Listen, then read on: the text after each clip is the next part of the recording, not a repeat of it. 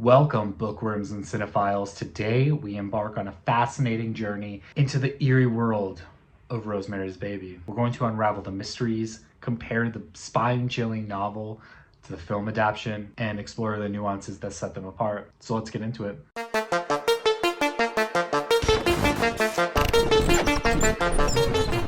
Released in 1967, Ira Levin's novel laid the groundwork for fear and suspense, diving into the unsettling tale of Rosemary Woodhouse, a young wife in New York City. The book meticulously constructs an atmosphere of paranoia and suspicion. Fast forward to 1968, when Polanski brought Levin's tale to life on the silver screen. The film captures the essence of the book's tension and intrigue, drawing audiences into Rosemary's unsettling journey. Now, when you watch the movie, and if you watch the movie right after reading the book, there are a lot of similarities. In fact, if you watch the movie, it feels like it's almost an exact retelling of the book, but there are differences. One notable distinction lies in the character portrayal. While the novel delves deeper into the inner thoughts and emotions of Rosemary, the film focuses more on visual storytelling to capture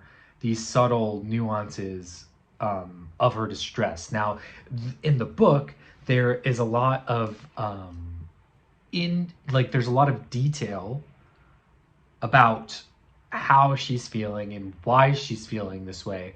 Whereas in the movie, it's definitely relying on visuals to portray those emotions. Both the book and the movie explore themes of motherhood, societal pressures, control, and they both emphasize and resonate with these underlying messages. I feel like there are a lot of similarities in how Polanski portrays these psychological complexities as well as in the book. Even though he's doing it in a visual way, I feel like they are extremely similar in a way. If you watch them and you take them in the sense of this lady is going through something extremely traumatic and psychologically damaging, it is pretty rough. In the book, I felt like they did a lot more what I would call gaslighting of Rosemary, like the people around her, to make her feel like this thing, what she's feeling, is not right or not real.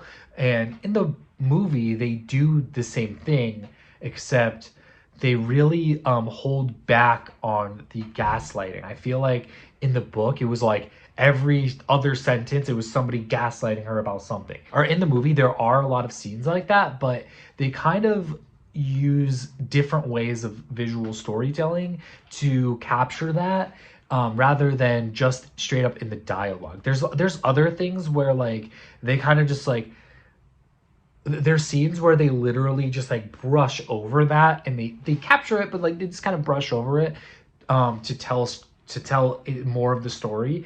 But in the book, they really dive into the details of this girl literally going through this traumatic experience and really feeling all of this psychological pressure from the people around her, all the way from her husband to the people around her, like her friends, her neighbors, her doctors even. These people really failed her in the end. I feel like the book offers a more intricate narrative, diving into Rosemary's psyche. Meanwhile, I feel like the film captivates everyone with its visual mastery. Especially, I feel like Roman Polanski, even though he's very controversial and there's a lot of things to be said there, and we can definitely make a whole video about that specifically, he does have this really unique way of capturing tension in his movies. One of the movies that Roman Polanski directed that he actually really shows the tension building is the movie called Carnage, and it stars John C. Reilly, Jodie Foster, and Kate Winslet. And the movie builds a lot of tension. Even though it is like a comedy drama, it definitely builds a lot of tension throughout the runtime. And I feel like that's just because of the way that Polanski is able to capture that tension.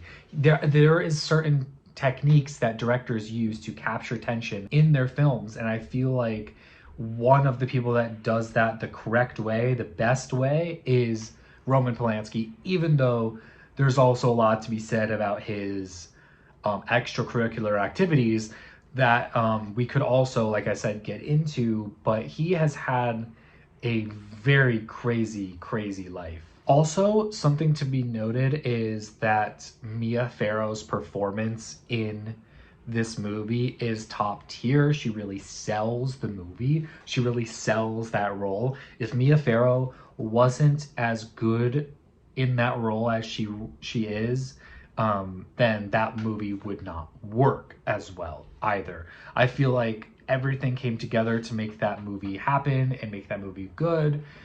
Even though, like I said, there are a lot of controversies with Roman Polanski. I feel like Levin's storytelling is a little bit different than the people who wrote Rosemary's Baby, the movie, because of the fact that he has this way of telling this story. Ira Levin has a unique writing style.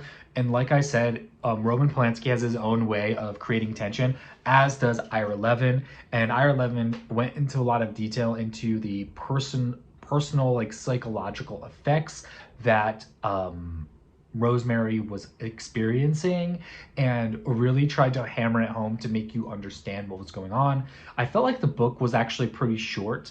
The movie is a little bit long, it's over 2 hours, but if you think about it, the book, if you really wanted to, you could sit down and read the book in 2 hours. So Ashley, when I was explaining that the movie was long, I was like, well, the book, it feels a lot shorter than the movie. But she was like, well, you know, she was like, the book, you could sit down and read the book in literally the same amount of time as the movie. So yeah, it's pretty accurate in that sense. It really sticks to the book in the way that it's trying to explain pretty much, like, almost literally, like, beat for beat what the book is doing, except with the writing style of Ira Levin, he's able to capture more of the nuanced approach to the psychological effects, whereas Roman Polanski is able to build the tension in a different way with his visual storytelling. And I feel like both of these are good companions for each other. If you read the book, you should go watch the movie. If you watch the movie, you should go read the book,